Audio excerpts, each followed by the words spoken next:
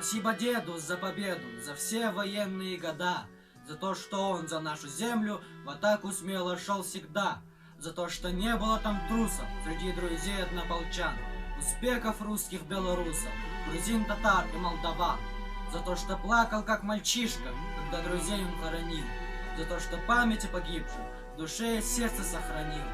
Спасибо деду за победу от всех российских матерей, за то, что он во имя мира собой закрыл чужих детей, за то, что грудь свою подставил под пули, бомбы и штыки, освобождая нашу землю, деревни, села, городки, за то, что плакал как мальчишка, когда друзей он хоронил, за то, что память о погибших в душе и сердце сохранил, за то, что мы живем на свете без взрывов бомб и без стрельбы, за счастье жить, как вольный ветер, не зная ужасов войны. Спасибо деду за победу от всех российских матерей, за то, что он во имя мира собой закрыл чужих детей. Из-под небес о птичьи окликая